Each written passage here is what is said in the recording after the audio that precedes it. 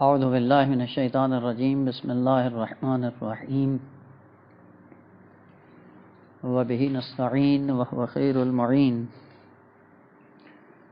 ولما بلغ اشدہ اعطیناہ حکما وعلما وکذالک نجزی المحسنین وراودته التی هو فی بیتها عن نفسه وغلقت الابواب وقالت هیت لک قال معاذ اللہ انہ ربی احسن مثوائی انہ لا یفلح الظالمون۔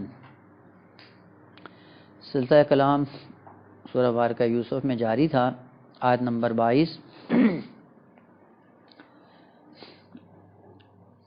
خداوند عالم فرماتا ہے کہ لما بلغ اشدہ، جب عین جوانی کے عالم میں پہنچے حضرت یوسف علیہ السلام، آتیناہ حکما وعلما، ہم نے علم و حکمت سے ان کو بھر دیا، وکذالک نجزی المحسنین، اور یوں ہی ہم محسنین کو جزا دیتے ہیں۔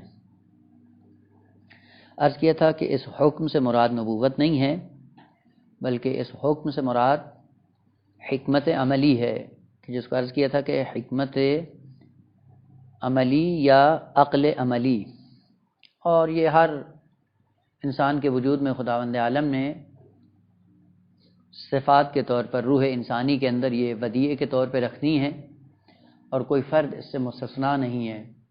یہ لطف ہر فرد انسانی کو شامل حال ہے۔ اسی لیے سورہ مبارکہ شمس میں ارشاد ہے فَأَلْهَمَهَا فُجُورَهَا وَتَقْوَاهَا، الہام کے طور پہ ہم نے دونوں خصوصیات اس کے اندر رکھی ہیں کہ یہ تقوی اور فجور کو پہچانتا ہے۔ البتہ یہ آیت ناظر فقط عقل نظری کی طرف، معرفت کی طرف ناظر ہے کہ معرفت کی دنیا میں اگر اس کے پاس کوئی بھی راستہ نہ ہو، تب بھی اس کی فطرت میں ہم نے ایک معیار رکھ دیا ہے جس معیار کے بل بوتے پہ یہ برائی اور اچھائی کو تشخیص دے سکتا ہے۔ حکمت عملی یا عقل عملی، اس کا کام کیا ہوتا ہے؟ یہ پھر تھوڑا سا انسانی وجود کی طرف غور کرنے کی ضرورت ہے کہ خداوند عالم نے اول خلقت میں جیسے جیسے بچہ بڑا ہوتا ہے ویسے ویسے بعض خصوصیات انسان کی پنپنا شروع ہو جاتی ہیں۔ اوائل خلقت میں ایک قوت بنام قوت شہویہ، یا جسے شہوت بھی کہتے ہیں، اشتہا بھی کہتے ہیں، یا اگر اس کا دقیق تر نام ہو تو قوہ جاذبہ۔ ابتدائی خلقت انسانی میں یہ قوت شہویہ اور قوت جاذبہ انسان کی پروان چڑھتی ہے۔ ہر چیز کو جذب کرنے کی صلاحیت انسان کے اندر پیدا ہو جاتی ہے، اور یہ قوت بڑھتے بڑھتے پھیلتے پھیلتے پھر مختلف ادوار سے گزرتی ہے۔ اسی لیے اب اگر آپ دیکھیں بچوں کو جو بچپنے میں ہوتے ہیں اور جب وہ گھٹنوں کے بل چل رہے ہوتے ہیں، اس زمانے میں اگر آپ دیکھیں تو جو چیز آپ بچے کو پکڑائیں فوراً منہ میں ڈالتا ہے۔ یہ کیوں ہے؟ اسی قوت جاذبہ کی وجہ سے، کیونکہ ایک زمانہ ہوتا ہے انسان کے بچپنے کا، اس بچپنے میں اس کی یہ قوت شہویہ اپنے عروج پہ ہوتی ہے، ہر چیز کو جذب کرتا ہے، اور جیسے ہی ایک زمانہ پہنچتا ہے اس وقت یہ قوت اشتہا اپنے عروج کو پہنچ جاتی ہے، اور پھر اس سے مختلف چیزیں جنم لیتی ہیں۔ بچپنے میں جب ہوتا ہے تو اس کے اندر یہ جاذبہ کی کیفیت کس کی طرف ہوتی ہے؟ ہر چیز کو اپنے وجود کا حصہ بنائے گا، اور پھر آہستہ آہستہ کھلونے آپ جب دیتے ہیں تو کھلونوں کو جذب کرتا ہے، یہ اشتہا اس کی طرف اس کی بڑھ جاتی ہے، اور یہی اشتہا بڑھتے بڑھتے آہستہ آہستہ پھر کیا ہوتا ہے؟ وہ ایک زمانہ آتا ہے پھر قوت جنسی کی طرف شہوت کا تمایل انسان کے وجود کے اندر پیدا ہو جاتا ہے۔ بس شہوت ہی شہوت ہے، اشتہا ہی اشتہا ہے، جاذبہ ہی جاذبہ ہے جو کام کر رہا ہے، ایک زمانے تک یہ چلتا ہے۔ اور جیسے ہی تقریباً 12 یا 13 سال کی عمر میں پہنچتا ہے تو اس کے بعد البتہ مختلف ادوار ہیں، اور ہر بچے کے حوالے سے یہ ادوار مختلف بھی ہو سکتے ہیں۔ شہوت کے ساتھ ساتھ ایک زمانے کے بعد پھر آہستہ آہستہ قوت غضبیہ جنم لیتی ہے، اور قوت غضبیہ کا نام کیا ہوتا ہے؟ قوت دافعہ، دفاع کرنے کی قوت۔ اب دیکھیں آہستہ آہستہ پھر بچے میں غصے کی کیفیت طاری ہو جاتی ہے، شروع میں ضعیف ہوتی ہے اور پھر جیسے جیسے سن بڑھتا جاتا ہے ویسے ویسے قوی ہوتی جاتی ہے، اور پھر جب وہ جوانی کے عالم میں پہنچتا ہے تو ایک اگر تربیت صحیح نہ ہو تو ایک وحشی درندہ کے طور پہ سامنے آتا ہے۔ اس زمانے میں کیا ہوتی ہے، یہ قوت غضبیہ آہستہ آہستہ پروان چڑھتی ہے۔ لہٰذا اب دیکھیں بعض جوانی میں بچے ہیں جن کو سنبھالنا بڑا مشکل ہو جاتا ہے، والدین کے لیے درد سر بن جاتے ہیں، اور پھر والدین اب دعاؤں کے ذریعے جس کے ذریعے بھی ہو بالآخر کنٹرول کرنے کی کوشش کرتے ہیں۔ تو جوانی میں جب پہنچتا ہے بچہ تو یہ قوت غضبیہ اپنے عروج کو ہوتی ہے، اور ساتھ ساتھ یہ قوت شہویہ بھی اور قوت جاذبہ بھی اپنے عروج کو جا پہنچتی ہے۔ یہ دونوں قوتیں جب تک وجود انسانی کے اندر ضعیف مرحلے سے لے کر مرحلہ کمال تک جب پہنچتی ہیں تو اس وقت یہ حیوان مجسم ہے، یہ دونوں خصوصیات حیوانی ہیں۔ ان دونوں قوا کو تعدیل کرنے کے لیے، کنٹرول کرنے کے لیے، حالت اعتدال میں رکھنے کے لیے آہستہ آہستہ قوت عقل کی ضرورت پڑتی ہے۔ البتہ یہ قوت عقل کب سے شروع ہوتی ہے یہ بھی پھر فرق کرتا ہے، یعنی جیسے جیسے یہ قوتیں پروان چڑھ رہی ہوتی ہیں ساتھ ساتھ قوت عقل بھی پروان چڑھ رہی ہوتی ہے، لیکن جاذبہ اور دافعہ کا رشد زیادہ ہوتا ہے اور قوت عاقلہ کا رشد ان کی نسبت کمتر ہوتا ہے۔ البتہ یہ افراد کی نسبت متفاوت بھی ہو سکتا ہے، ہم نے دیکھا ہے ایسے افراد بھی تھے دنیا میں کہ جیسے یہ عالم بچپنے میں تھے قوت عقل عروج پہ تھی، جبکہ قوت شہویہ اور غضبیہ بھی اپنے مرحلہ ضعف میں تھی۔ مثلا حضرت عیسیٰ علیہ السلام کا نمونہ قرآن نے کوٹ کیا ہے کہ جب بچپنے میں تھے وہ بچپنے میں تو کوئی بچہ بولتا نہیں ہے، صرف ماں کا دودھ پیتا ہے اور اس کے بعد سوتا ہے، اس کے علاوہ اس کا کوئی کام نہیں ہوتا، اور قوت جاذبہ بڑھ رہی ہوتی ہے، قوت دافعہ بھی آہستہ آہستہ ساتھ ساتھ ضعیف مرحلے کی طرف گامزن ہوتی ہے۔ لیکن قوت عقل اپنے عروج پہ تھی، وہ کیا تھی؟ انی عبداللہ آتانی الکتاب وجعلنی نبیا۔ یہ عقل کی روشنی میں گفتگو ہے، اگر عقل نہ ہو تو یہ مراحل ذکر کرنا ممکن ہی نہیں ہے۔ خیر یہ استثنائی مورد ہے، یہ نہیں ہے کہ ہر ایک کے لیے ایسے ہوتا ہے۔ یا مثلا امام جواد علیہ السلام کے لیے آپ جا کر دیکھیں کہ 5 سال کے سن میں ہے لیکن قوت عاقلہ عروج پہ ہے۔ بس نارمل انسان کیا ہوتے ہیں کہ قوت جاذبہ اور قوت دافعہ انسان کے وجود کے اندر نشو و نما پیدا کرتی ہے، حد بلوغ کے بعد یہ دونوں اپنے عروج پہ ہوتی ہیں۔ لہذا آپ جا کر دیکھیں حد بلوغ کے بعد آہستہ آہستہ بچے کے اندر یہ شعور پیدا ہو جاتا ہے کہ اب چیزیں اکٹھی کرنا شروع کرے، کبھی مال، کبھی ثروت، کبھی گاڑی، کبھی شہرت، یہ سارے کرشمے کس کے ہیں؟ قوت جاذبہ کے ہیں۔ اور پھر آہستہ آہستہ دشمنوں کو اپنے سے دور کرنا، نقصانات کو اپنے سے الگ کرنا، یہ قوت دافعہ کا شاہکار ہے۔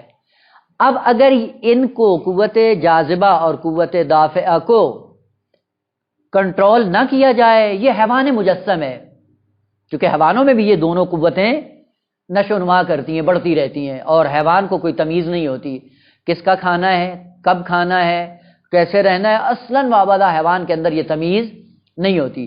لیکن انسان کے اندر جب بچہ بڑا ہوتا ہے تو آہستہ آہستہ اس کے اندر یہ تمیز پیدا ہو جاتی ہے۔ مثلا جسم حیوانی بھی بڑھتا ہے اور جسم انسانی بھی بڑھتا ہے، لیکن اس فرق کے ساتھ کہ جب حیوان کا جسم بڑھ رہا ہوتا ہے تو اس کے اندر حیا، عفت، غیرت اور شرم و حیا یہ والی باتیں اصلاً پنپتی نہیں ہیں۔ کیوں؟ چونکہ اس کے اندر خدا نے قوت عاقلہ نہیں رکھی ہے۔ لیکن جب بچے کا جسم بڑھتا ہے تو جسم بڑھنے کے ساتھ ساتھ یہ حیا، عفت اور یہ بھی آہستہ آہستہ نشو و نما کرتی ہے۔ یہ کس بنیاد پہ ہوتا ہے؟ مثلا آپ دیکھیں بچہ چھوٹا ہے، آپ اس کو جیسے بھی رکھیں کوئی فرق نہیں کرتا، لیکن جیسے تھوڑا سا بڑا ہوتا ہے اپنے آپ کو چھپاتا ہے، اب عریانی اس کے لیے ننگ اور عیب کے طور پہ ظاہر ہوتا ہے۔ یہ کون بتاتا ہے اس کو؟ یہیں سے پتہ چلتا ہے کہ اس کے ساتھ ساتھ عقل بھی ضعیف مرحلے سے لے کر مراحل کمال کی طرف بڑھنا شروع ہو جاتی ہے، یعنی ساتھ ساتھ عقل بھی نشو و نما کر رہی ہوتی ہے۔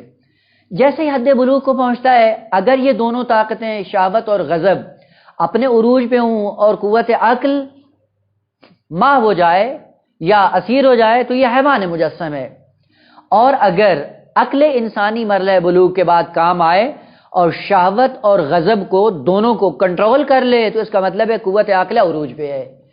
اور اسی لیے قوت عاقلہ کو قوت عاقلہ کہا جاتا ہے، چونکہ عقل کا معنی ہوتا ہے بند کرنا، روکنا، کنٹرول کرنا، گھٹنے کو باندھ دینا، اور اسی لیے عربوں کے اندر اقال کس کو کہا جاتا تھا؟ وہ رسی جس سے اونٹ کا گھٹنا باندھ دیتے تھے اور اس کے بعد اونٹ چلنے کے قابل نہیں ہوتا تھا. اور عقل کو عقل اسی لیے کہتے ہیں کہ یہ آ کر شہوت کو اقال کرتی ہے، کنٹرول کرتی ہے کہ کہاں پہ استعمال کرنا ہے کہاں پہ استعمال نہیں کرنا. قوت غضب کو کنٹرول کرتی ہے، اقال کرتی ہے، اس کے گھٹنے کو روکتی ہے. یعنی غصہ ہر جگہ نہیں کرتا ہے، کہاں پہ کرنا چاہیے کہاں پہ نہیں کرنا چاہیے. معیار دیا ہے شریعت نے کہ اگر دین کی تعلیمات پامال ہو رہی ہوں انسان کو قوت غضبیہ استعمال کرنی چاہیے. لیکن اگر ذاتی مسائل ہوں، ذاتی مسائل میں اس قوت کا استعمال نہیں کرنا، کنٹرول کرنا ہے. مثلا گھر میں ہوں، بچے کرتے ہیں، شرارتیں کرتے ہیں، غصہ آتا ہے انسان کو، وہاں پہ کنٹرول کرنے کی ضرورت ہے. لیکن ہم بالکل برعکس ہیں، دین پامال ہو رہا ہوتا ہے، ہم ٹس سے مس نہیں ہوتے ہیں، اور گھر میں تھوڑا سا بچے چیختے چلاتے ہیں، ہم جہنم بنا دیتے ہیں گھر کو. اس کا مطلب ہے کہ ہم مقام انسانیت پہ نہیں آئے ابھی تک. بس وہ قوت عاقلہ وہ کیا کرتی ہے؟ اس قوت شہویہ اور قوت غضبیہ کو کنٹرول کرتی ہے. کنٹرول کرنے کے بعد اس شہوت کو اقال کر دیتی ہے قوت عاقلہ. جیسے اس کو اقال کرتی ہے، روکتی ہے، اسی کے بعد سے کیا ہو جاتا ہے؟ یہ انسان شجاع بھی بن جاتا ہے، عفیف بھی بن جاتا ہے اور عقل مند بھی بن جاتا ہے. یعنی تینوں خصوصیات آ جاتی ہیں اگر عقل کار فرما ہو، عقل کام آ رہی ہو.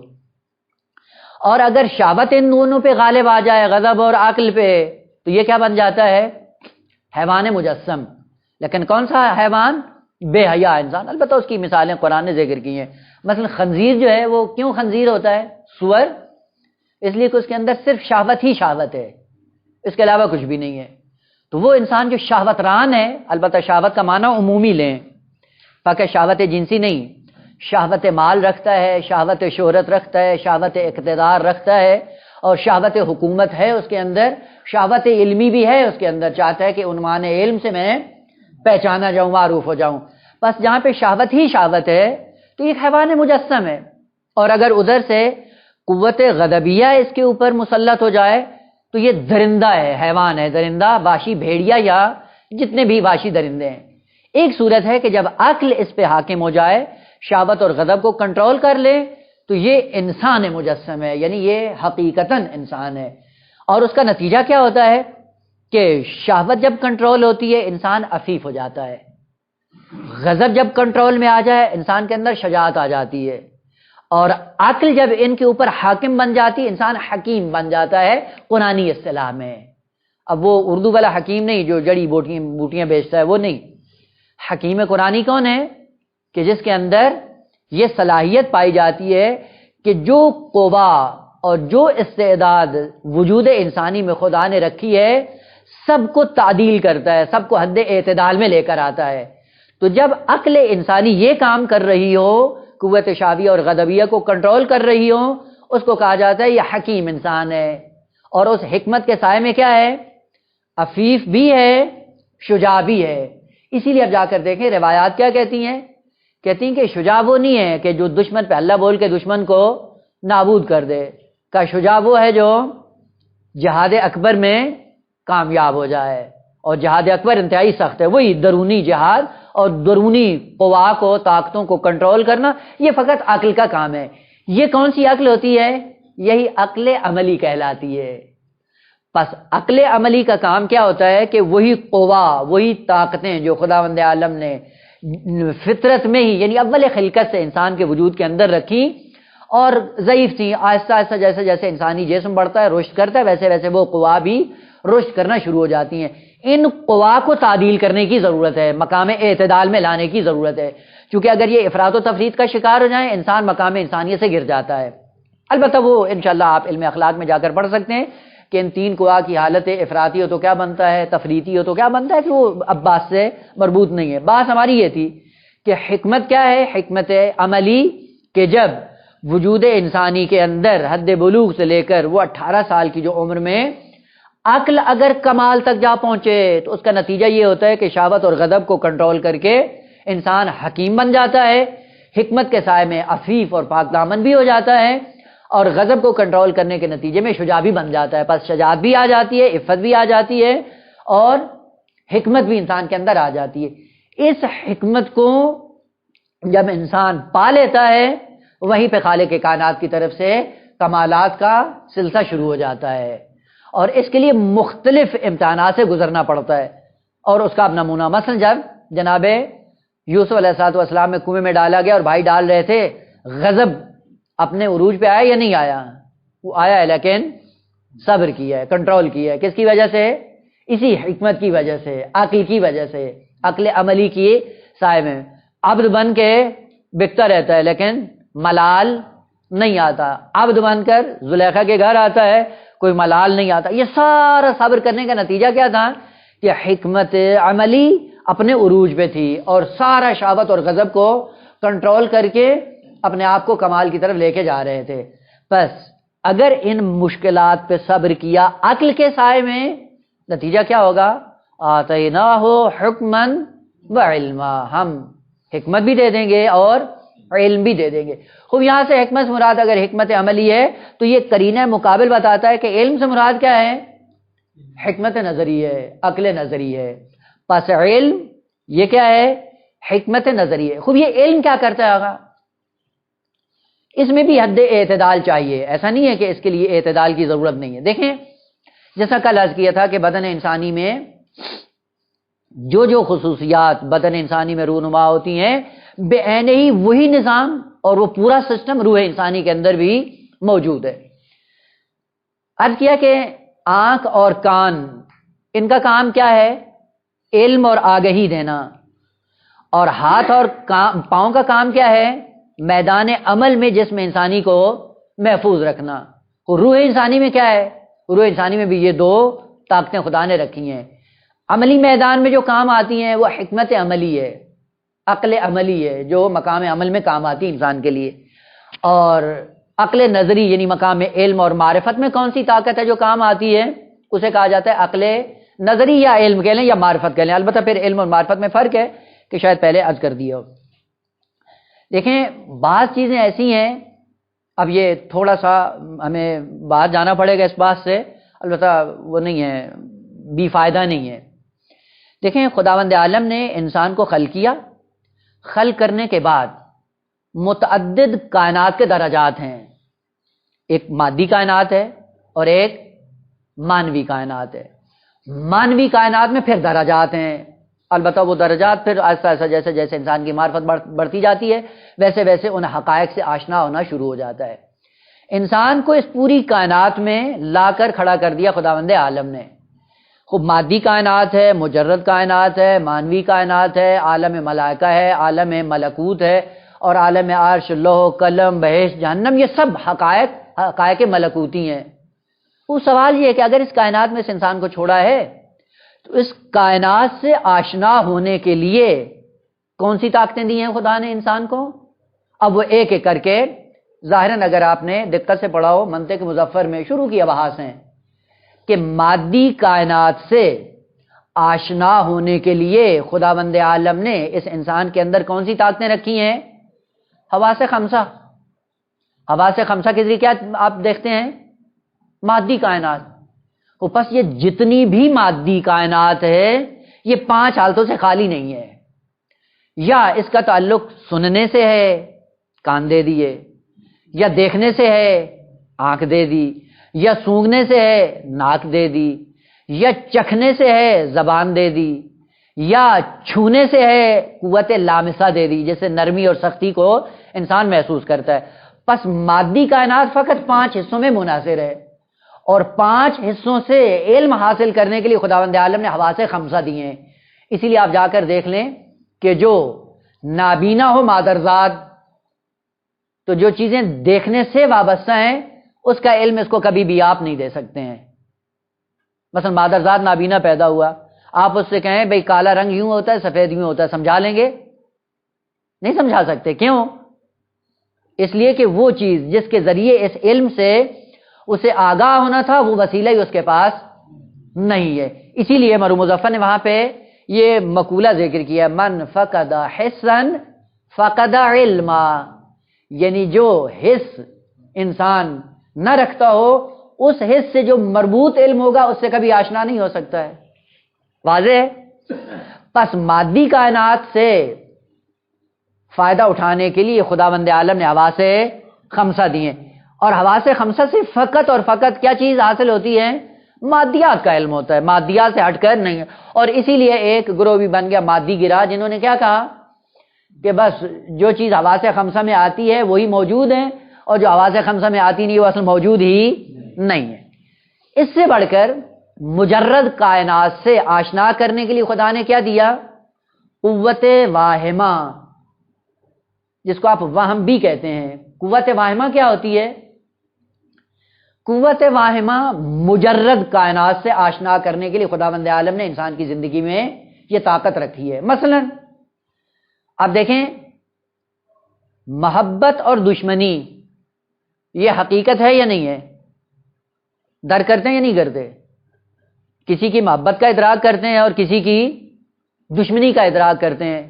پس اس کا مطلب ہے یہ چیز جو آپ ادراک کر رہے ہیں یہ خارج میں موجود ہے، ایک بنام محبت اور ایک چیز بنام دشمنی۔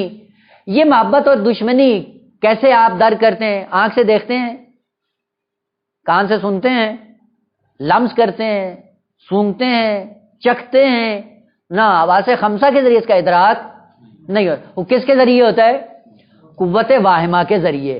اور یہ قوت واہمہ انسان میں بھی ہے اور جمیع حیوانات کے اندر موجود ہے۔ بس اس کا مطلب ہے کہ مجرد کائنات سے آشنا ہونے کے لیے ایک ذریعہ انسان کے پاس ہے اور وہی ذریعہ حیوانوں کے اندر بھی موجود ہے۔ حیوانات بھی ہیں، مانوس ہو جاتے ہیں اور بعض نفرت کے عنوان سے بھاگ جاتے ہیں۔ یہ کیوں بھاگ رہے ہیں؟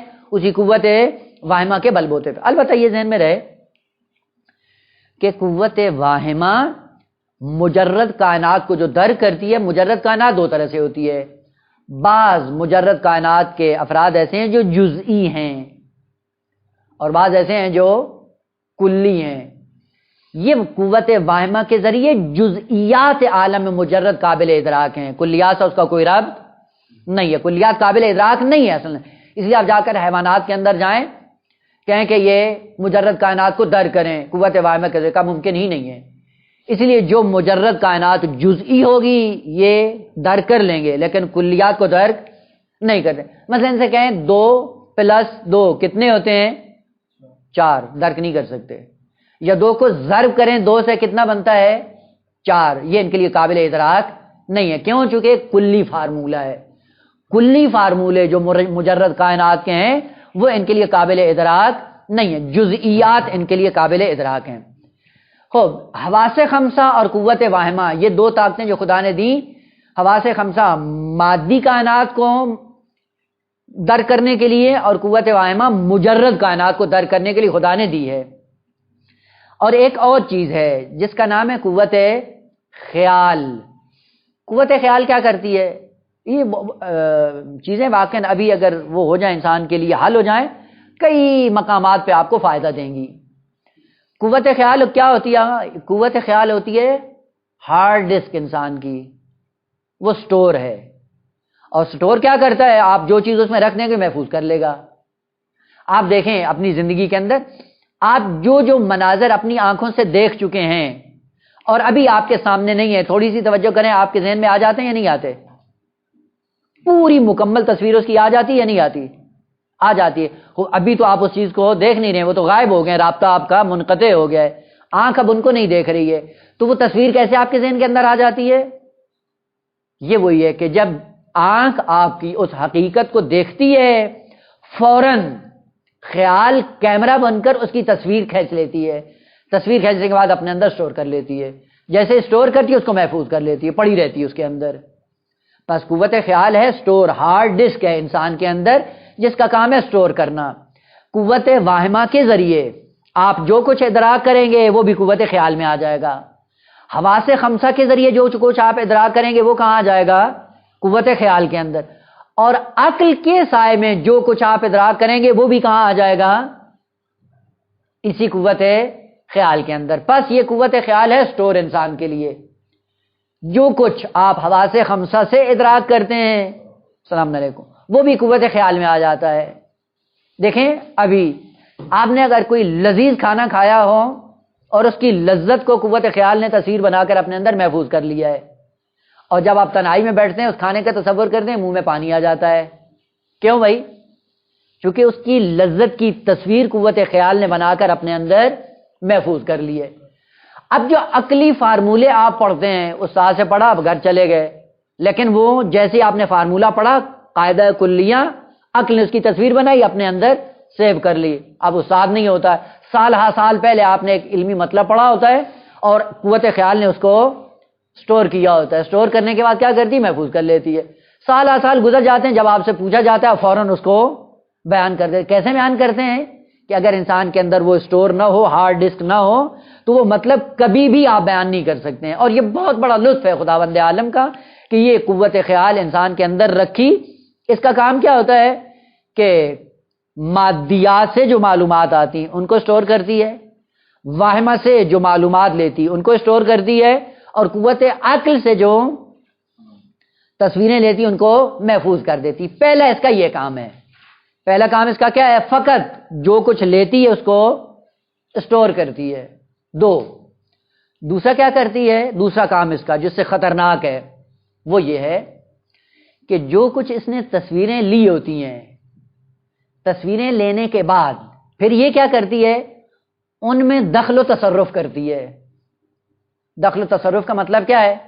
یعنی جو قوت واہمہ سے تصویر لی، تھوڑا سا حصہ اس کا کاٹ لیا، جو عالم مادہ سے معلومات لی، تھوڑا سا حصہ اس سے کاٹ لیا، جو عقل سے تصویر بنائی تھی تھوڑی سی اس سے کاٹ کے ایک نئی تصویر ایجاد کر دی. یہ جو نئی تصویر اس نے ایجاد کی ہے، اس کا کوئی خارج میں مصداق موجود نہیں ہوتا. کیوں نہیں ہوتا ہے؟ کیونکہ اس کی اپنی کارستانی ہے. مختلف چیزوں کو کاٹ واٹ کے کیا کر دیتی ہے؟ ایک نئی شکل بنا لیتی ہے. ابھی مثال عرض کروں، فوراً آپ پہنچ جائیں گے. کیا ہوتا ہے؟ کہتے ہیں جی جبرائیل نازل ہوتا ہے. نزول کا ایک تصور ہے جو قوت خیال کے اندر ہے، جبریل کا ایک تصور ہے، یہ سارے تصورات موجود ہیں. اس سے کاٹ کر کیا بنا لیتا ہے؟ ایک نیا ڈھانچہ بنا لیتا ہے. نیا ڈھانچہ بنانے کے بعد اب آپ کے ذہن میں ایک نئی تصویر آ جاتی ہے. یا مثلا پیغمبر اسلام براق پہ گئے، تو اگر آپ تصویر بنائیں گے براق کی کیسے بنائیں گے؟ گھوڑے کے ساتھ پر، اور پر کے اوپر تھوڑا سا نور لگا دیں گے. یہ کس کی ایجاد ہے؟ یہ قوت خیال کی ایجاد ہے. اس کا واقعیت سے کوئی تعلق نہیں ہے، کیونکہ یہ دوسرا یہ کام کرتی ہے کہ جو تصویریں اس کے پاس موجود ہوتی ہیں ان میں کانٹ چھانٹ کے کیا کرتی رہتی؟ نئی تصویریں ایجاد کرتی رہتی ہے.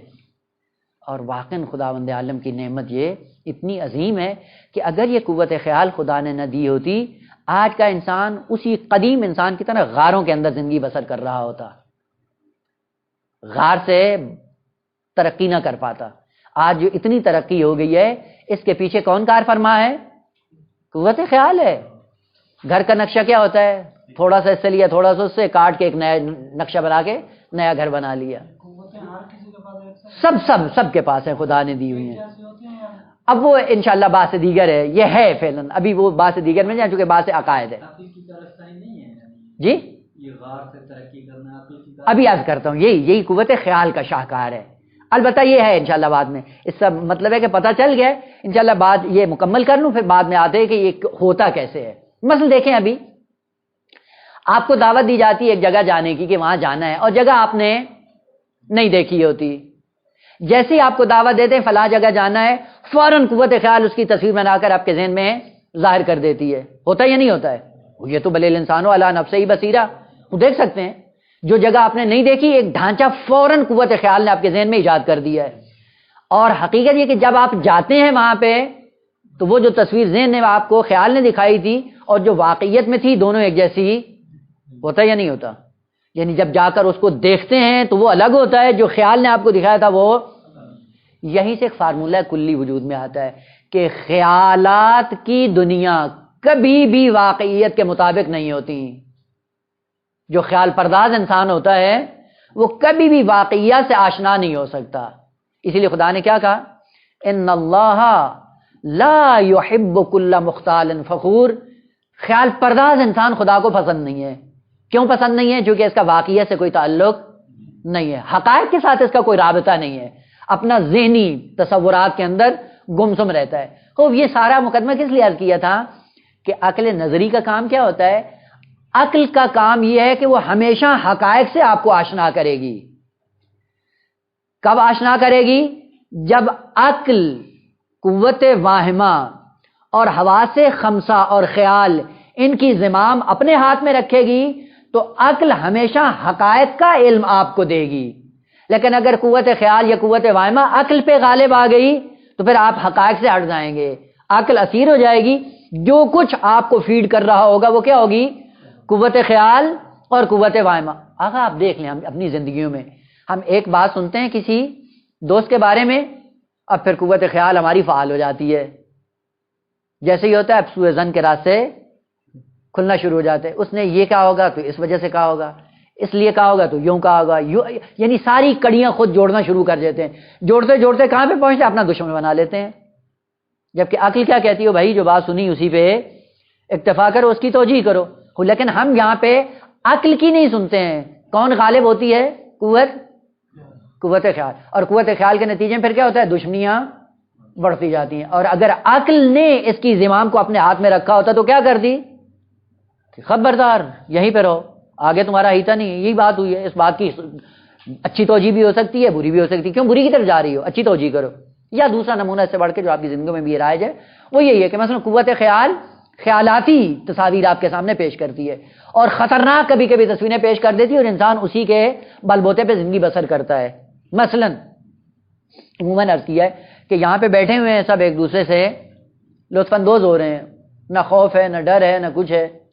اور یہیں پہ خدا نخواستہ ایک ہم میں سے, میں ہی فرض کریں مر جاتا ہوں اور سب چلے جاتے ہیں, رات کی تاریکی ہو جاتی, دروازہ بند, سب چلے جائیں, اور انہی میں سے ایک صاحب سے کہا جائے بھائی یہاں پہ رک جاؤ اس مردے کے پاس. قوت خیال کیا کہے گی؟ بہت خطرناک ہے, یہ مار دے گا تمہیں. عقل کیا کہتی ہے؟ عقل کہتی ہے یہ تو بے جان ہے, یہ تو قابل حرکت نہیں ہے, یہ اس وقت نقصان پہنچا سکتا تھا جب یہ حرکت کر رہا تھا, اب تو بے جان ہے, بے حرکت ہے, اب یہ تمہارے لیے کیسے خطرناک ہو گیا. لیکن اب اپنی زندگیوں میں دیکھیں کس قوت کے مطابق ہماری زندگی بسر ہوتی ہے؟ قوت خیال. اس کا مطلب ہے قوت خیال جب غالب آتی ہے عقل انسان کی اسیر ہو جاتی ہے. جیسے ہی عقل اسیر ہوتی ہے حقائق کا علم نہیں آتا انسان کے پاس, خیالات ہیں یہ سارے جن کا واقعے سے کوئی تعلق نہیں ہے. اب خداوند عالم نے کہا کہ اگر تم مقام اشد کو پہنچے ہو تو ہم تمہیں حکمت بھی عطا کرتے ہیں, علم بھی عطا کرتے ہیں. علم کیا ہے؟ وہ عقل نظری ہے. جب عقل نظری آتی ہے تو پھر خیالات سے انسان ماورا ہو جاتا ہے.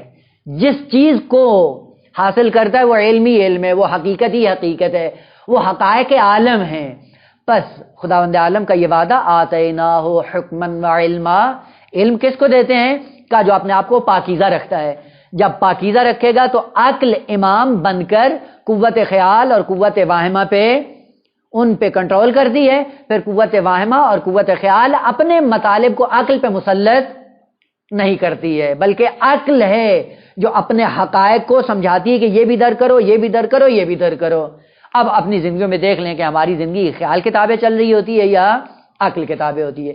پس حکمن سے مراد کیا ہے؟ حکمت عملی, جس کا کام کیا ہے؟ مقام عمل میں شہوت اور غضب کو کنٹرول کرنا. اور علم جو دیا یہ حکمت نظری یا حکمت عملی یا عقل نظری, یہ کیا کرتی ہے؟ قوت خیال اور قوت واہمہ کو کنٹرول کرتی ہے.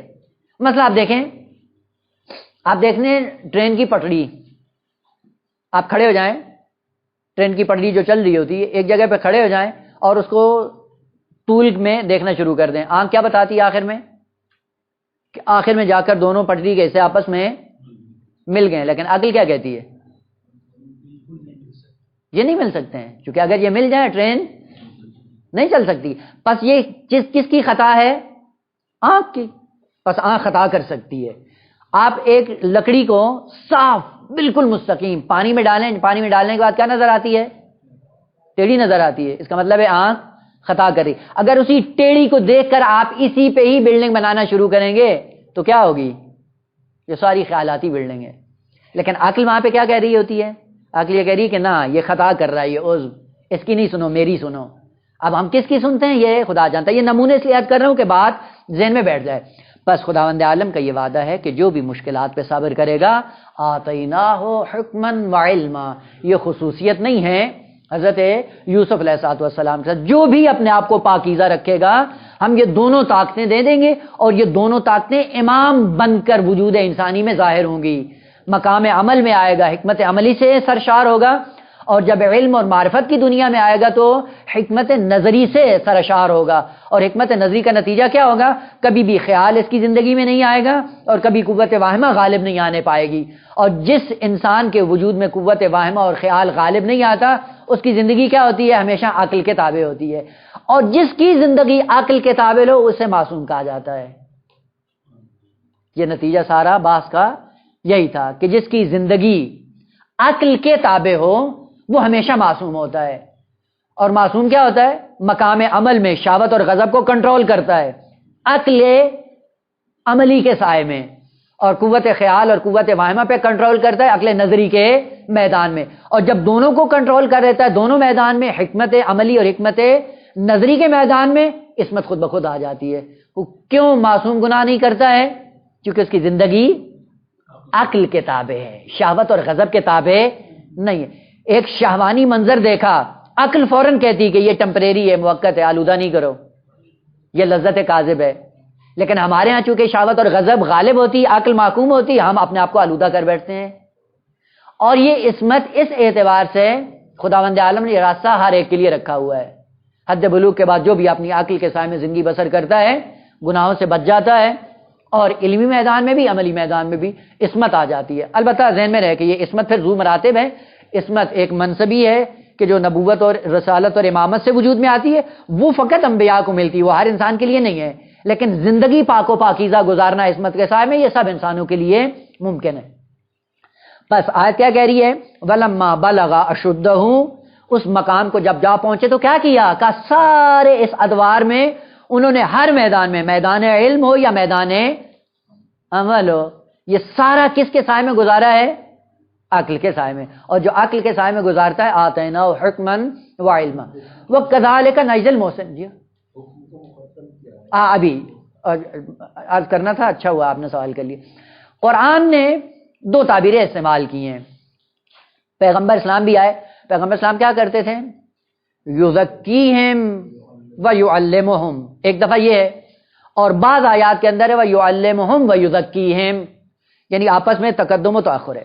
آقا یہ ذہن میں رکھ لیں کہ جتنے بھی اخلاقی صفات ہیں اور خصوصیات اخلاقی ہیں، ان کا رابطہ آپس میں، چونکہ اخلاق دو طرح سے ہوتا ہے نا، چونکہ بعض صفات اخلاقی جن کا تعلق فقط جاننے سے ہے، اور بعض ایسی اخلاقی صفات ہیں جن کا تعلق کرنے سے ہے، یعنی دو ہی شعبے ہیں، اسی لیے کہا جاتا ہے یا اخلاق نظری ہوتا ہے یا اخلاق عملی ہوتا ہے، یہ تو اصطلاح سنی ہوئی ہے نا۔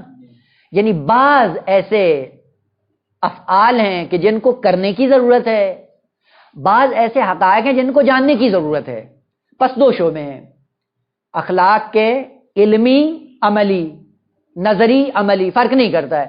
مثلا سب سے پہلے آپ قباحت غیبت کو جانیں کہ اس کے اندر قباحت کیا ہے، اس کے بعد بچیں مقام عمل میں۔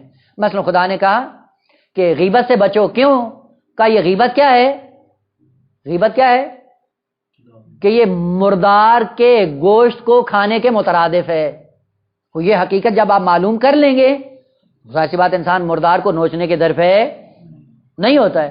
کہا جی اس حقیقت کو پہلے پہچانو، پہچان لیا، اب کیا کرو؟ کہا میدان عمل میں اس سے بچو۔ پس اخلاقی اقدار کتنی ہوتی ہیں؟ دو، علمی اور عملی۔ ایک مطلب دوم جس سے اہم ہے وہ یہ ہے کہ اخلاقی جتنی بھی اقدار ہیں وہ علمی ہوں یا عملی، ان کا رابطہ آپس میں تاثیر و تاثر کا ہے۔ ذہن میں رکھیے گا، رابطہ اخلاقی اقدار کا تاثیر اور تاثر کا ہے۔ کیا مطلب؟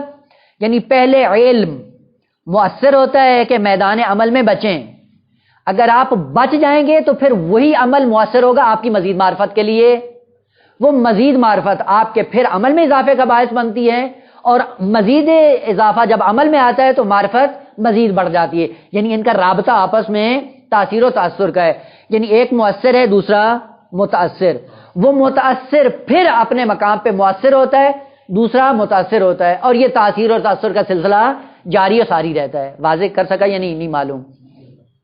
قرآن کیا کہتا ہے؟ وَإِلَيْهِ يَصْعَدُ الْكَلِمُ الطَّيِّبُ، صعود کس کو کہتے ہیں؟ اوپر جانے کو۔ یسعد، اسی لیے آپ جا کر دیکھیں یہ جو لفٹ لگائی ہوتی ہے، لفٹ جگہ، ہاں یہ جو، ہاں یہ لفٹ جو لگی ہوتی ہے اس کو مسعد کہا جاتا ہے. کس لیے؟ یعنی صعود کا ذریعہ ہے، اوپر لے جانے کا ذریعہ ہے. اور یہاں پہ وہ دوسرا کلمہ کر دو جو کئی بار عرض کیا ہے کہ یہی جو اوپر لے کے جا رہی ہے اس کا دوسرا نام کیا ہے؟ عربی. بڑی خوبصورت ہے آقا یہ زبان.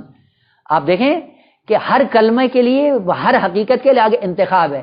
جب اوپر لے جا رہی ہو یہ مسعد کہلاتی ہے، جب نیچے لے کے آ رہی ہو یہ مدرک کہلاتی ہے.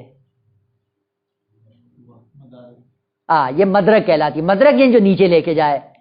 ان المنافقین فی الدرک الاسفل من النار، یہ درک ہے یعنی جو نیچے لے کے جا رہا ہے. پس مدرک جو نیچے لے جائے، مسعد جو اوپر لے کے جائے. اب جو مدرک لیتے ہیں اب اس سے آپ دیکھ لیں کہ آپ کہاں جا رہے ہیں. کیا کرتے ہیں؟ صعود. وَإِلَيْهِ يَصْعَدُ الْكَلِمُ الطَّيِّبُ، کلم طیب کہاں جاتا ہے؟ صعود، بلندی، رفعت عطا کرتا ہے.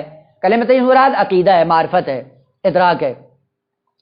وَالْعَمَلُ الصَّالِحُ يَرْفَعُهُ، اس کلم الطیب کے سائے میں اگر آپ نے عمل صالح انجام دیا تو یہ عمل صالح اس کلم الطیب کو مزید رفعت عطا کرے گا.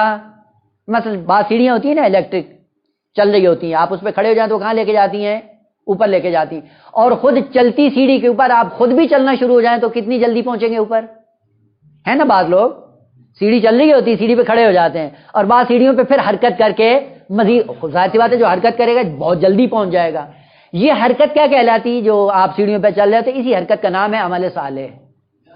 اور وہ جو سیڑھی چل رہی ہے وہ کیا ہے؟ کلم الطیب. یہ کلم الطیب بلندی کی طرف لے کے جاتا ہے. عمل صالح انجام دیں گے مزید رفعت آ جائے گی، اور جیسے ہی مزید رفعت آئے گی اس کے بعد آپ کے علم میں مزید اضافہ ہو جائے گا. جیسے علم میں اضافہ ہوگا آپ کے عمل میں پھر بہتری آئے گی. اب دیکھیں وہ جو عبادتیں کرتے تھے حوضے میں آنے سے پہلے اور اب جو حوضے میں آنے کے بعد عبادت کرتے ہیں کتنا فرق ہے؟ زمین آسمان کا فرق ہے. وہ پہلے پتہ نہیں ہوتا تھا قربتاً الی اللہ کہنا ہے یا قربتاً الی اللہ کہنا ہے، تمیز نہیں تھی. ظاہر سی بات ہے جیسی معرفتی ویسا ہی عمل ہے. بس عرض یہ کرنے کا مطلب تھا کہ جتنی بھی اخلاقی معلومات ہیں، وہ معلومات ہوں یا اخلاقی اعمال ہوں، ان کا رابطہ آپس میں تاثیر اور تاثر کا ہے. یعنی ہر علم عمل میں مؤثر ہے اور ہر عمل علم میں مؤثر ہے، اور پھر یہ رابطہ جاری و ساری رہتا ہے. جیسے جیسے علم بڑھتا ہے ویسے ویسے عمل کی کیفیت انسان کی بڑھتی رہتی ہے، اور جیسے عمل کی کیفیت بڑھتی ہے ویسے ویسے علم کے اندر ارتقاء آتا ہے. بس یہ رابطہ کیا ہے؟ رابطہ تاثیر اور تاثر کا ہے. اور یہی رابطہ تاثیر و تاثر کو بیان کرنے کے لیے قرآن نے دو تعبیریں استعمال کی ہیں. کبھی علم تزکیہ پر مقدم ہے اور کبھی تزکیہ علم پر مقدم ہے، یعنی دونوں آپس میں مؤثر اور متاثر ہیں. پہلے علم سبب بنتا ہے عمل کا، عمل پھر سبب بنتا ہے علم کا، اور علم پھر سبب بنتا ہے عمل کا، اور یہ سارا سلسلہ جاری و ساری رہتا ہے. اسی لیے خداوند عالم نے کہا کہ جب ہم نے آپ کو دنیا میں بھیجا ہے تو جاہل نہیں بھیجا ہے. فَأَلْهَمَهَا فُجُورَهَا وَتَقْوَاهَا، اس سرمایہ کے ساتھ ہم نے دنیا میں بھیجا. اگر میدان عمل میں آ کر آپ نے سرمایہ کو بڑھانے کی کوشش کی تو یہ بڑھتا چلا جائے گا. عمل کے سائے میں علم بڑھے گا، علم کے سائے میں عمل کے اندر اخلاص پیدا ہوتا جائے گا. لہذا کیوں کہا گیا کہ معرفت کو بڑھاؤ؟ عمل کے سائے میں جب معرفت بڑھتی ہے تو وہی معرفت پھر عمل کے اندر مزید اخلاص کو پیدا کر دیتی. اسی لیے کبھی تزکیہ مقدم ہوتا ہے اور کبھی علم مقدم ہوتا ہے، چونکہ رابطہ ان کا تاثیر اور تاثر کا ہے. یہاں پہ حکمن کو جو مقدم کیا ہے یہ کیا تھا؟ میدان عمل میں جناب یوسف علیہ السلام نے تزکیہ کی منزل کو اپنے آپ کو اتنا اوپر لے کر یہ صبر سے کام لیا. صبر کا کام کیا ہے؟ اس کا معرفت سے تعلق نہیں ہے، اس کا عمل سے تعلق ہے، تزکیے سے تعلق ہے. تزکیے میں کیا ہوا؟ عبودیت کا راستہ چھوڑا نہیں، شکوہ شکایت زبان پہ آنے نہیں دی، صبر جمیل سے کام لیا. یہ سارا میدان عمل میں جب کرتے رہے یہی مؤثر ثابت ہوا. کس میں؟ علم میں. علم کس کا دے دیا؟ ہم نے تعویل احادیث کا علم دے دیا. کتنی خوبصورتی ہے کلمات قرآنی میں. خوب آخری مطلب وَكَذَلِكَ نَجْزِي الْمُحْسِنِينَ، ایک مطلب پہلے ذکر کیا تھا وَكَذَلِكَ، یعنی رابطہ کیا ہے؟ قانون کا یہی ہے. یعنی جو بھی اس وادی میں چل نکلے گا ہماری طرف سے کیا ہوگا؟ کوئی بخل نہیں ہے، ہم سب کو نوازنا شروع کر دیں گے. لیکن بات اس کی ہے کہ کون آتا ہے اس راستے پہ چلنے کے لیے؟ جو بھی اس راستے پہ چل نکلے گا انجام اس کا وہی ہے جو ہم بیان کر رہے ہیں. دیکھیں آقا یہ 2 اور 2 4 کی طرح ہے. میں نے پہلے بھی کئی مثالوں کے ذریعے عرض کیا ہے. مثلا فرض کریں انسان ننگے پاؤں ہو اور ایک راستہ ہے جو بیابان کا راستہ ہے, کانٹوں کا راستہ ہے, اور اس کے اندر سنگلاخ وادی ہے. اس سنگلاخ وادی میں ننگے پاؤں چلیں گے تو کیا ہوگا؟ پاؤں زخمی ہوں گے یا نہیں ہوں گے؟ لہولہان ہوں گے یا نہیں ہوں گے؟ لہولہان ہوں گے. وہ قانون یہ بغیر جوتے کے چلے بھی صحیح اور کانٹے بھی جس وادی میں موجود ہے نہ چبھے, یہ ممکن نہیں ہے. لیکن ایک ہموار راستہ ہے, ذرہ برابر اس کے اندر کوئی مشکل نہیں ہے. وہ جوتا اتار کے چلیں تو آپ کو کوئی مشکل نہیں ہوگی. خوب اب یہ توقع رکھیں کہ جوتا بھی نہ ہو, سنگلاخ وادی میں بھی چلیں, کانٹے بھی ہوں اور چبھیں بھی نہیں. یہ کیا ہے؟ حماقت ہے نا, عقل مندی تو نہیں ہے. پس جس راستے کا انتخاب کرتے ہو اس راستے کے نتائج پہ بھی نگاہ رکھو کہ نتائج وہی ہوں گے جو اس پہ ہم نے مترتب کیے ہوئے ہیں. اسی لیے کئی مرتبہ یہ جملہ عرض کیا ہے کہ عزت کے راستے پہ چلنے کے بعد ممکن ہی نہیں ہے کہ انسان کو عزت نہ ملے, اور ذلت کے راستے پہ چلنے کے بعد ممکن ہی نہیں کہ یہ عزیز ہو جائے. یہ الگ بات ہے کہ کبھی کبھی عزت اور ذلت کا مفہوم انسان خلط کر بیٹھتا ہے. جو ذلت کا راستہ ہوتا ہے اسے عزت کا راستہ سمجھ رہا ہوتا ہے, اور جو عزت کا راستہ ہوتا ہے اسے ذلت کا راستہ. اسی لیے جا کر دیکھیں منافقین نے کیا کہا, جنگ پہ گئے, جنگ پہ جانے کے بعد کیا کہتے ہیں کہ ہمیں ذرا مدینے جانے دو, اور مدینے جا کے کیا وَيَقُولُونَ کیا کہتے تھے منافق, لَئِن رَجَعْنَا إِلَى الْمَدِينَةِ مدینے میں ہمیں پہنچنے دو. پھر کیا کریں گے, لَيُخْرِجَنَّ الْأَعَزُّ مِنْهَا الْأَذَلَّ جو عزیز ہے وہ ذلیل کو مدینے سے نکال دے گا. یہ کب کی بات ہے؟ جنگ تبوک کی بات ہے, چونکہ انہوں نے پلاننگ کی ہوئی تھی کہ آدھے منافق مدینے میں رہیں اور آدھے منافق پیغمبر کے ساتھ جائیں. جو پیغمبر کے ساتھ جائیں پیغمبر کو شہید کر دیں, اور جو آدھے منافق مدینے میں ہیں وہ مدینے میں اقتدار کو سنبھال لیں. اب اس بل بوتے پہ باتیں کیا کر رہے ہیں, ذرا ہمیں مدینے پہنچنے دیں, پھر مومنین کو دیکھ لیں گے کہ تم کیسے مدینے میں رہتے ہو. لَيُخْرِجَنَّ الْأَعَزُّ مِنْهَا الْأَذَلَّ کیا کہتا ہے خدا, وَلِلَّهِ الْعِزَّةُ وَلِرَسُولِهِ وَلَكِنَّ الْمُنَافِقِينَ لَا يَعْلَمُونَ. وہ عزت کس کے ہاتھ میں ہے؟ اللہ رسول کے ہاتھ میں ہے. تم یہ سمجھتے ہو کہ اقتدار لے لیے تو تم باعزت ہو جاؤ گے, لیکن منافق علم نہیں رکھتے. پس کبھی کبھی ہوتا ہے کہ عزت اور ذلت کا راستہ خلط ہو جاتا ہے. جیسے ہی خلط ہوتا ہے پھر اپنا, پس جس راستے پہ چلیں گے انجام آپ کا وہی ہے جو اس راستہ جہاں پہ منتہی ہوتا ہے. اگر آپ نے صبر سے کام لیا ممکن ہی نہیں ہے کہ خداوند عالم آپ کو حکمت و علم نہ دے, لیکن ہم نے کبھی علم و حکمت کا راستہ اپنایا ہی نہیں ہے. خوب اپناتے نہیں ہیں اور اس خواہش میں ہوتے ہیں کہ ہمیں راستہ یہ مفت میں مل جائے. نہ, مفت میں ملنے والا نہیں ہے. وہ مطلب جو پہلے عرض کیا تھا وہ یہ ہے, پورا قرآن یوں ہے آگا کہ آیت جن اسماء پہ ختم ہوتی ہے در حقیقت علت اور معلول کا رابطہ بیان کیا جا رہا ہوتا ہے, اور علت و معلول کا رابطہ کبھی بھی ایک دوسرے سے جدا نہیں ہوتا. البتہ اس کے نمونے بہت سے ہیں. قرآن, پورا قرآن یوں ہے آگا. مثلا قرآن کی آیت چلتی ہے, آخر میں کیا آ جاتا ہے, ان اللہ غفور الرحیم سمیع علیم سمیع بصیر فلاں فلاں فلاں. یہ کیا ہے؟ یہی جو اسماء پہ آیت ختم ہوتی ہے در حقیقت وہ جو پہلے ساری گفتگو ہو رہی ہوتی ہے اس کے لیے علت کا کام دے رہی ہوتی ہے. در حقیقت وہ علت کو بیان کر رہی ہوتی ہے. دیکھیں معروف آیت جو فوراً سمجھ میں آتی ہے, لا یدرکہ الابصار, بصر ظاہری, لا یدرکہ یعنی خدا کو یہ ظاہری آنکھ نہیں دے سکتی. لا یدرکہ الابصار وہو یدرک الابصار, وہ ابصار کو ادراک کر سکتے, یعنی وہ دیکھ رہا ہے اس کے سیطرے میں, اس کے سلطنت میں. وہ اللطیف الخبیر, کیا ربط ہے اس کا پہلی آیت سے؟ یہی وہ مطلب ہے جو علوم قرآن کا ہے کہ جن اسماء پہ آیت ختم ہوتی ہے در حقیقت آپ کو رابطہ علت اور معلول کو بیان کر کے ظاہر کرنا چاہ رہی ہے. اور یہی سب سے بڑی ہمت ہے مفسر کی کہ اگر اس مطلب کو دریافت کر لے یقیناً وہ حقائق قرآنی سے آشنا ہو جاتا ہے. لا یدرکہ الابصار, کیوں بھائی آنکھیں نہیں دے سکتی ہیں؟ لأنہ لطیف, اور یہ لأنہ لطیف کیا ہے؟ وہو اللطیف جملہ خبریہ ہے لیکن علت ہے. کیوں نہیں درک کرتی ہیں؟ لأنہ لطیف, لطیف چیز کو آنکھ نہیں دیکھ سکتی. آنکھ ہوا کو دیکھتی ہے,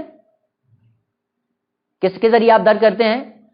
قوت لامسہ کے ذریعے, آنکھ کے ذریعے نہیں ہوتا ہے. کیوں نہیں دیکھ رہی ہے؟ کیونکہ یہ جسم لطیف ہے، لطیف چیز کو آنکھ نہیں دیکھ سکتی، اس لیے خدا نے کہا لا یدرک الابصار، کیوں؟ لانہ لطیف وہو یدرک الابصار، وہ در کر سکتا ہے، کیوں در کر سکتا ہے؟ لانہ خبیر، جو خبیر ہوتا ہے وہ ہر چیز سے آگاہ ہوتا ہے، عالم ہوتا ہے۔ پس دیکھا رابطہ علت معلول کا ہے پورے قرآن کے اندر، وہ یہاں پہ کیسے ہوا؟ وَكَذَلِكَ نَجْزِي الْمُحْسِنِينَ، کیوں لفظ محسن آ گیا ہے؟ بس یہیں سے پتہ چلتا ہے محسن کون ہوتا ہے۔ یہ پوری آیت پڑھیں، پوری آیت کے پڑھنے کے بعد آپ کو پتہ چل جائے گا۔ آقا محسن کے اندر ارکان کون سے ہوتے ہیں؟ محسن وہ ہوتا ہے جو حکیم بھی ہو، جو علیم بھی ہو۔ البتہ یہ دو رکن اس آیت کے ذریعے ہمیں پتہ چلتے ہیں۔ دو رکن اور بھی ہیں، وہ کیا ہیں؟ آ رہا ہے سورہ بارکہ یوسف میں، انہ من یتقی ویصبر فإن اللہ لا یضیع اجر المحسنین، جو تقوی اختیار کرے اور صبر اختیار کرے تو خدا محسنین کے اجر کو ضائع نہیں کرتا۔ جس سے پتہ چلتا ہے محسن کے اندر دو اور ارکان کی ضرورت ہے، وہ کیا ہے؟ تقوی اور صبر۔ بس اگر ہم محسن قرآنی تلاش کرنا چاہیں، کون ہے کہ جس کے اندر چار کا کون ہو؟ متقی بھی ہو، صابر بھی ہو، حکیم بھی ہو، علیم بھی ہو۔ یہ دو آیتیں تھیں، اور کیا ہے؟ والکاظمین الغیظ والعافین عن الناس واللہ یحب بس اور دو رکن کون سے آ گئے؟ کہ کاظم غیظ ہونا بھی محسن کی علامت ہے، عافین عن الناس ہونا بھی کس کی علامت ہے؟ محسن کی۔ بس ہم نے محسن کیا بنایا ہوا ہے؟ جو ایک ٹائم کا کھانا کھلا دے۔ قرآن کس کو کہتا ہے؟ کہتا ہے بھائی محسن وہ ہے جو کاظمین غیظ ہو، عافین عن الناس ہو، متقی ہو، صابر ہو، علیم ہو، حکیم ہو۔ یہ اوصاف اگر اپنے اندر پیدا کریں گے تو کیا ہوگا؟ آپ محسن بن جائیں گے۔ اور جب محسن کے درجے پہ آتے ہیں، روایات بتاتی ہیں کہ محسن کی علامت یہ ہے کہ رہتی دنیا میں جنت و جہنم کو دیکھ سکتا ہے۔ بس اس کا مطلب ہے کہ ہم ابھی تک محسن قرآنی نہیں بنے ہیں۔ جو تصور قرآن نے ہمیں دیا ہے کہ مرتبہ احسان پہ آؤ، ہم اس پہ نہیں۔ البتہ یہ اوصاف جو قرآن نے بیان کیے ہیں، البتہ پورے قرآن میں جہاں جہاں پہ بھی لفظ محسن آیا ہے آپ ان کو جا کر دیکھ لیں کہ وہ سارے اوصاف اور سارے ارکان جو خدا نے ایک منزل احسان کے لیے ذکر کیے ہیں، وہ سارے کے سارے یکجا انسان کے اندر ہونے چاہیے، تب خداوند عالم کا یہ اعلان ہوتا ہے وَكَذَلِكَ نَجْزِي الْمُحْسِنِينَ۔ البتہ یہ ارکان پراکندہ پورے قرآن میں خدا نے بیان، اور مفسر کا کام کیا ہے؟ یہی کہ القرآن یفسر بعضہ بعضا۔ اب ان آیات کو آپس میں ملا کر ایک نتیجہ لینے کی ضرورت ہے، اور ہم ایک ہی آیت سے پورا قرآن سمجھنے کی کوشش کرتے ہیں، نہیں سمجھ میں آتا ہے۔ وَكَذَلِكَ یعنی قانون ہمارا یہی ہے کہ ہم محسنین کو جزا دیتے ہیں، لیکن محسن بنو تو صحیح۔ اب محسن بنو گے تو کیا ہوگا؟ اجر آپ کا ضائع نہیں ہوگا۔ ہم جزا محسنین کو دیتے ہیں، لیکن محسنین بننے کے لیے ان ارکان کی ضرورت ہے۔ بس یوں نہیں ہے کہ آیت کے شروع میں جن الفاظ کو ذکر کیا جا رہا ہے یہ بدون ارتباط ذکر کیا جا رہا ہو، نہ، یہ نتیجتاً سیرت انبیاء کو اپنانے کا پہلو بیان کیا جا رہا ہے کہ انہوں نے ان ارکان کو اپنے اندر پیدا کیا ہے۔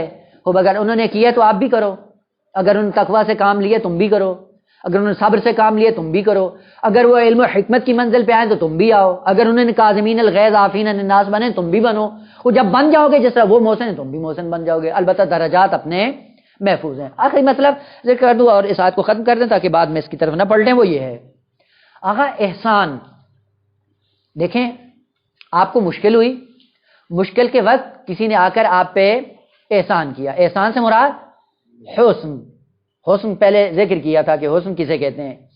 حسن سے جب کام لے گئے تو حسن دو طرح کا ہوتا ہے، حسن فعلی، حسن فاعلی۔ دیکھیں دونوں کو ابھی مثال کے ذریعے کروں فوراً پہنچ جائیں گے۔ حسن فعلی یعنی کام ایسا کرو کہ کام کے اندر خوبصورتی ہو، اور حسن فاعلی یعنی نیت بھی خوبصورت ہو۔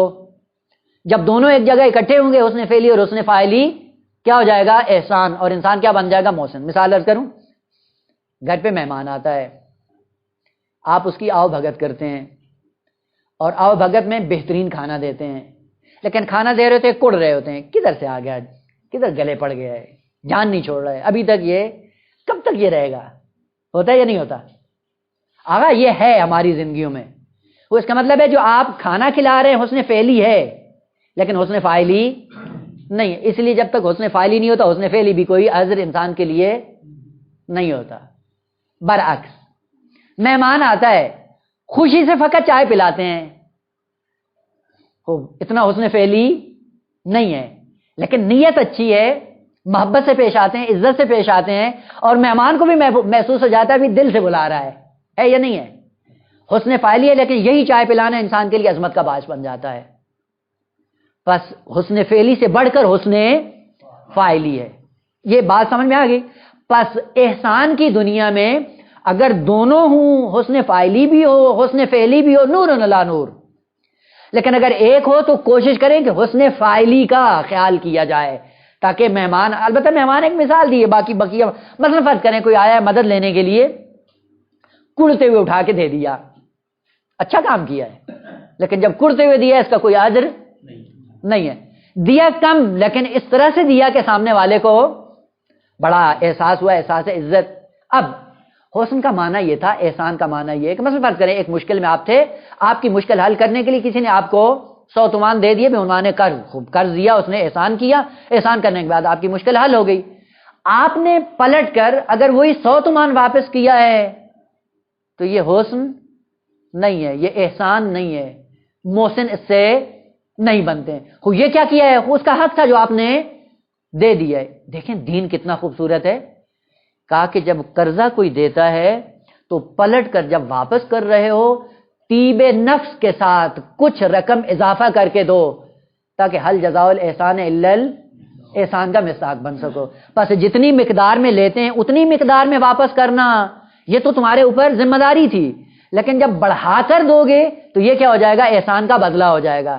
عجیب دیکھیں فطرت، دین کتنا فطری ہے کہ ادھر یہ کہہ رہا ہے مقروض انسان کو بڑھا کر دو تاکہ تمہارے روح کے اندر ایثار کا جذبہ پیدا ہو، اور ادھر لینے والے سے کیا کہا؟ خبردار اضافی رقم نہیں لینا تاکہ اس کے اندر حب مال پیدا نہ ہونے پائے۔ کتنا خوبصورت ہے دین۔ بس احسان یہ نہیں ہے کہ جتنا لیا ہے اتنا دے دو، وَكَذَلِكَ نَجْزِي الْمُحْسِنِينَ، محسن بنو، حل جزاء الاحسان الا الاحسان کی منزل پہ جتنا دیا گیا اس سے بڑھ کر دو۔ سلسلہ کلام جاری ہے، انشاءاللہ بعد میں بیان ہوگا۔ والحمدللہ رب العالمین۔